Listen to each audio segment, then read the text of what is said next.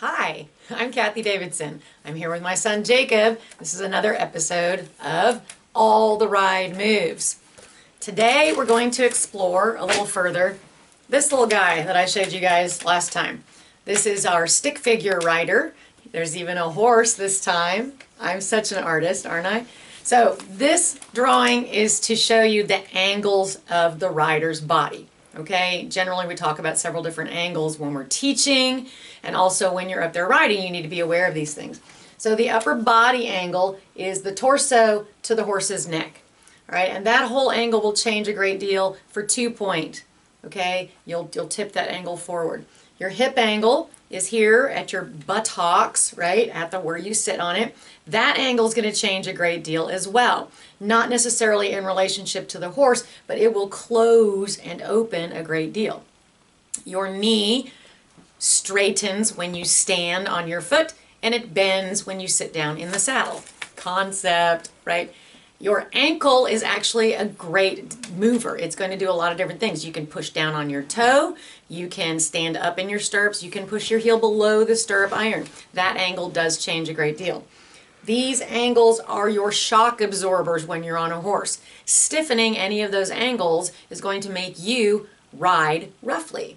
So now we're going to do equestrian origami. You can follow along at home. This is really exciting. All right, take a flat piece of paper. I've already pre-folded this one. Flat piece of paper. Fold it in half. Okay, fold it in thirds, and then fold your thirds in half. All right. Now you're going to make a fan, like back in kindergarten. Remember how you make a fan? So each piece will turn the opposite way of each other. All right. So this is going to be our stick figure guy, only in accordion pleat.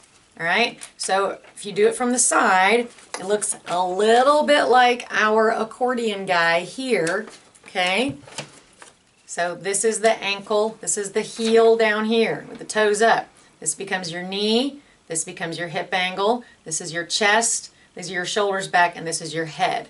And if you close the accordion completely, notice that the accordion opens and closes.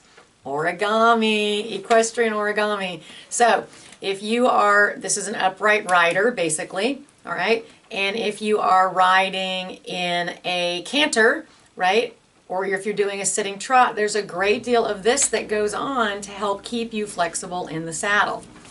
So if you are riding a dressage horse or a Western pleasure horse, your body position is going to be very open. Most of your angles are completely open. Long stirrup, fully upright upper body. And if you are riding a race horse, you've seen jockeys on the racetrack, they are completely accordion shut, and they just barely do this. Dressage riders do this. Western pleasure riders do this. Jumping riders do a little bit more of that, right? And so we talk a lot about something called the vertical line as well, that your body balance stays straight up and down, ear, shoulder, hip, heel. You've probably heard this a lot before. So your balance is very much straight up and down. So as you're changing those angles, it's not tipping back and forth, it's opening and closing. Opening and closing, not tipping back and forth, opening and closing. Equestrian origami.